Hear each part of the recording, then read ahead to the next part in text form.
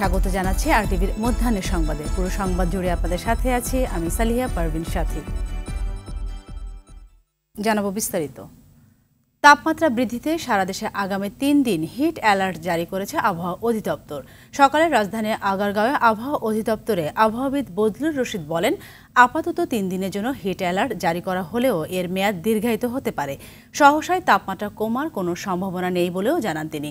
মাস জুড়ে আবহাওয়া অপরিবর্তিত থাকতে পারে জানিয়ে তিনি বলেন, ঢাকা, খুলনা ও রাজশাহী বেশি উত্তপ্ত থাকবে। তীব্র গরমে অতিষ্ঠ জনজীবন, হাসপাতালগুলোতেও বাড়ছে রোগীর সংখ্যা।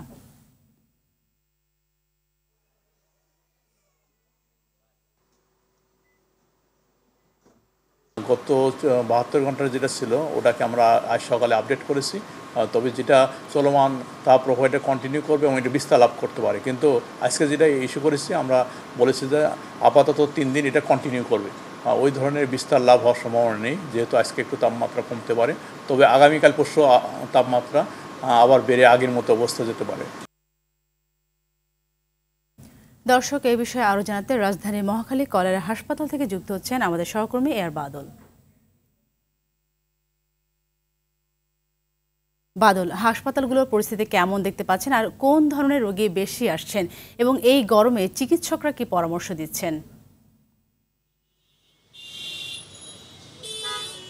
সাথে গেল কয়েক সপ্তাহের তুলনায় এখন প্রতিদিনই হাসপাতালে রোগী বাড়ছে। বিশেষ করে ডায়রিয়া এবং নিউমোনিয়া জনিত যেসব রোগ রয়েছে এই ধরনের রোগীর সংখ্যা বাড়ছে।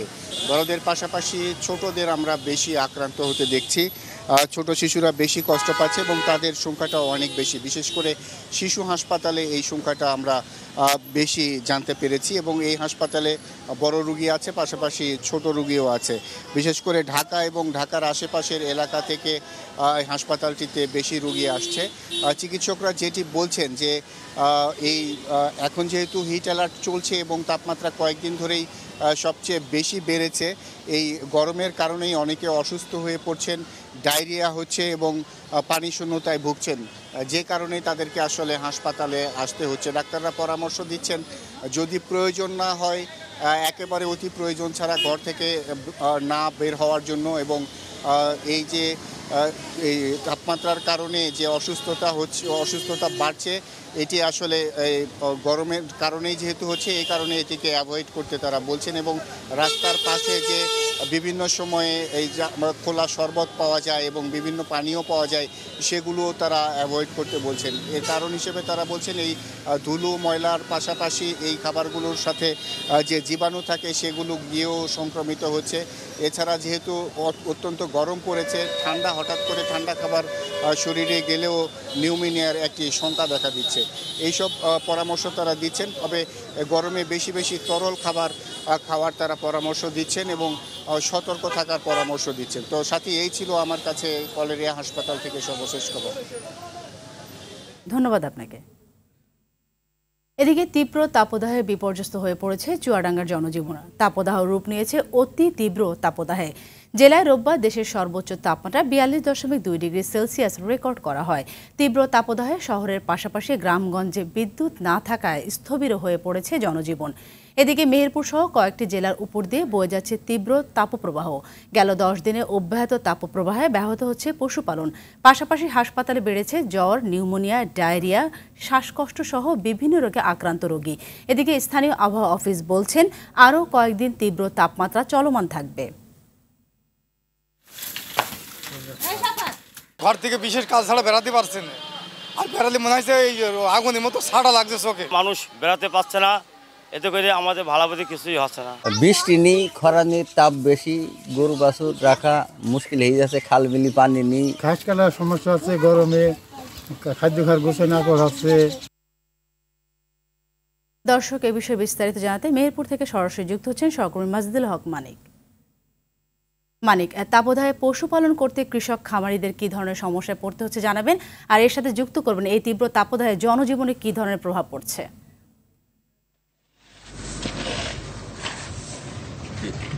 আমরা সবাই জানি যে পশুপালনে মেহেরপুর জেলায় এক ধরনের অর্থনৈতিক বিপ্লব ঘটেছে, যার কারণে গ্রাম থেকে একেবারে শহর পর্যন্ত প্রায় প্রতিটি বাড়ি বলা যায় একটি করে গরুর খামার। সামনে কিছুদিন পরেই কাঙ্ক্ষিত সেই কুরবানির পশু বাজার, যে পশু বাজার লক্ষ্য রেখেই চাষিরা এই গরু পালন করে থাকেন। বিশেষ করে সারা বছর যে কষ্টে লালিত, খরচ করে লালিত স্বপ্নের সেই পশুটিকে কুরবানির পশু হাটে বিক্রি করে চাষিরা স্বাবলম্বী হওয়ার চেষ্টা করেন। আমরা এই তীব্র গরমে বিভিন্ন জায়গায় খামারিদের কাছ থেকে খবর পেয়েছি যে প্রায়ই খামারে গরু অসুস্থ হয়ে পড়ছে। বিশেষ করে গরুরও মানুষের মতো জ্বর, সর্দি, ঠান্ডা সহ নানা রোগে আমাদের যে পশু প্রাণীকুল এগুলো সবাই কিন্তু আক্রান্ত হচ্ছে। চাষিরা এটা নিয়ে একটা রীতিমতো একটা দারুণ শঙ্কার মধ্যে রয়েছেন যে এরকম যদি তাপমাত্রা হয় তাহলে তো পশু রক্ষা করা নিয়ে একটা কষ্টকর বিষয় হয়ে যাবে। আমরা যদি একটু জনজীবনের দিকে তাকাই তাহলে আমার পিছনে এই যে যারা কাজ করছেন, এখন ভুট্টা তোলার মৌসুম, ভুট্টা সহ তামাক অন্যান্য ফসল তোলার মৌসুম, কাজেই এখন কিন্তু মানুষের চাষি পরিবারে কাজ অনেক বেশি। দিনরাত 24 ঘন্টায় প্রায় চাষি পরিবারগুলোতে কাজ চলছে।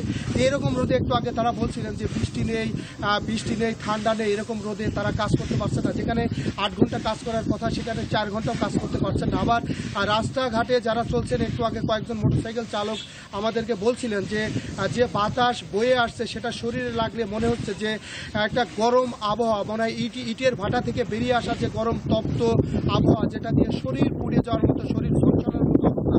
স্বাভাবিক কারণেই কিন্তু রাস্তাঘাট সহ বিভিন্ন এলাকায় মানুষের উপস্থিতি কমে গেছে। মানুষ জরুরি প্রয়োজন ছাড়া আসলেই অনেকেই ঘর থেকে বের হচ্ছে না।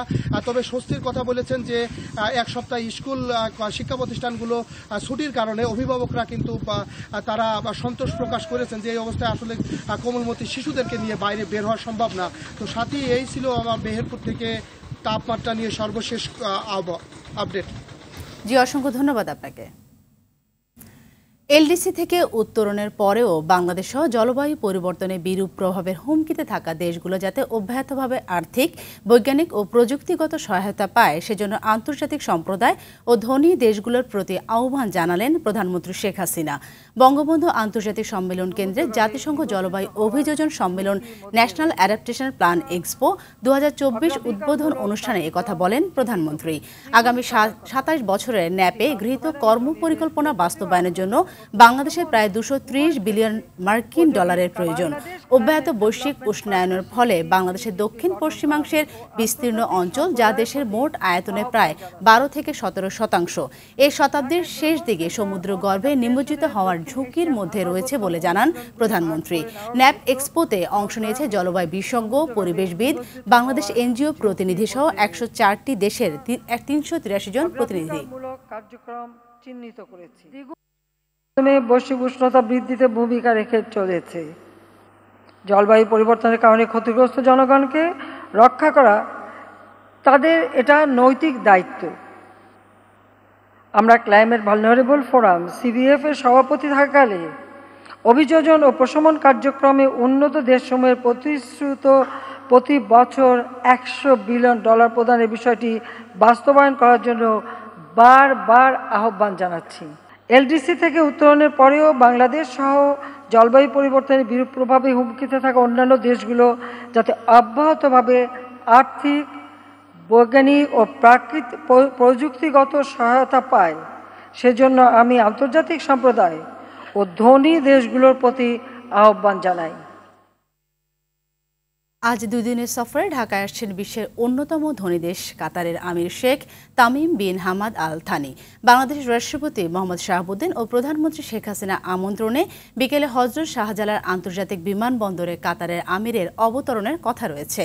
সফরে জ্বালানি নিরাপত্তা, বাণিজ্য, বন্দি বিনিময় সহ 6টি চুক্তি ও 5টি সমঝোতা সই হওয়ার কথা রয়েছে। বাংলাদেশ কাতারের সম্পর্কের মাইল ফলক হিসেবে কালশী বালুরমাঠ পার্ক ও ইসিবি চত্বর থেকে কালশী উড়াল সেতু সড়কটি কাতারের আমিরের নামে নামকরণ করা হবে বলে জানিয়েছেন পররাষ্ট্র মন্ত্রণালয়। টেলিভিশন নাটকের জনপ্রিয় মুখ অলিউল হক রুমি আর নেই। ইন্না লিল্লাহি ওয়া ইন্না ইলাইহি রাজিউন। ভোরে রাজধানীর একটি বেসরকারি হাসপাতালে চিকিৎসাধীন অবস্থায় শেষ নিঃশ্বাস ত্যাগ করেছেন তিনি। দীর্ঘদিন ধরে কোলন ক্যান্সারে ভুগছিলেন এই অভিনেতা। পারিবারিক সূত্রে জানা গেছে, প্রাথমিক চিকিৎসা করাতে অভিনেতাকে প্রথমে ভারতের চেন্নাই নেওয়া হয়েছিল। সেখানে চিকিৎসা শেষে রাজধানী স্কয়ার হাসপাতালে চিকিৎসাধীন ছিলেন অভিনেতা। অভিনয়ে 3 দশকের বেশি সময় পার করেছেন রুমি। এই দীর্ঘ সময়ে অভিনয় করেছেন অসংখ্য নাটক ও সিনেমায়। অভিনেতার মৃত্যুতে শোবিজ অঙ্গনে শোকের ছায়া নেমে এসেছে। অভিনয়ের পাশাপাশি দৈনিক ইত্তেফাকে সাংবাদিকতার সঙ্গে যুক্ত ছিলেন তিনি।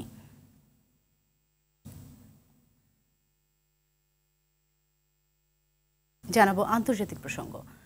সৌদি আরবের বিভিন্ন অঞ্চলে ভারী বৃষ্টিপাতে তলিয়ে গেছে দেশটির অসংখ্য রাস্তাঘাট।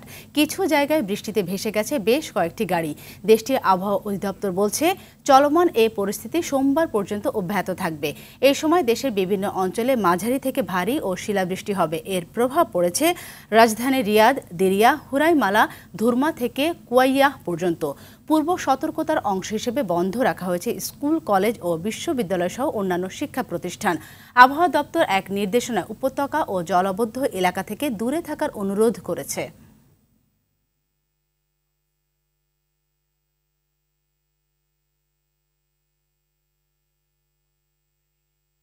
মালদ্বীপের পার্লামেন্ট নির্বাচনে বড় জয় পেয়েছে বর্তমান প্রেসিডেন্ট মোহাম্মদ মুইজ্জুর দল পিপলস ন্যাশনাল কংগ্রেস।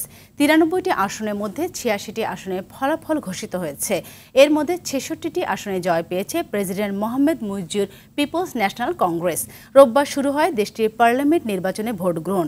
প্রায় 10 ঘণ্টা ধরে চলে ভোট গ্রহণ। এরই মধ্যে বেশিরভাগ আসনের ফলাফল ঘোষণা করে নির্বাচন কমিশন।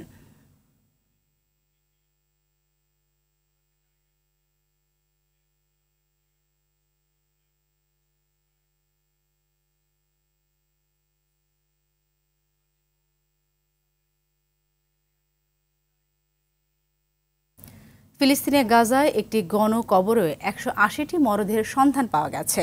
ফিলিস্তিনের জরুরি সেবা বিভাগ খান ইউনিস শহরে আল নাসের মেডিকেল কমপ্লেক্সে গণকবরটির খোঁজ পায়। এছাড়াও গাজায় ইসরায়েলের অব্যাহত হামলায় নুসেইরাত শরণার্থী শিবিরে 7 জন ও রাফা শহরে 22 জন নিহত হয়। সংবাদ মাধ্যম আল জাজিরা এ তথ্য নিশ্চিত করে। এদিকে গাজায় অব্যাহত হত্যাযজ্ঞের মধ্যে ইসরায়েলের জন্য $26 মিলিয়ন বেশি সামরিক সহায়তা বিল পাশ করেছে যুক্তরাষ্ট্র। ইসরায়েলকে সহায়তা দেওয়ার বিল পাশের নিন্দা জানিয়েছে ফিলিস্তিনের প্রতিরোধ সংগঠন হামাস। এদিকে জাতিসংঘে ফিলিস্তিনের রাষ্ট্রের পূর্ণ সদস্য পদ আটকে দেওয়ায় যুক্তরাষ্ট্রের সঙ্গে সম্পর্ক পুনর্বিবেচনা হুঁশিয়ারি দিয়েছেন ফিলিস্তিনের প্রেসিডেন্ট মাহমুদ আব্বাস। মধ্যাহ্নের সংবাদ এই পর্যন্ত। সবশেষ সংবাদ জানতে যে কোনো মোবাইল ফোন থেকে 24141 নম্বরে ডায়াল করুন। দুপুরের সংবাদ 2:15টায় দেখার আমন্ত্রণ রইল। ধন্যবাদ সবাইকে।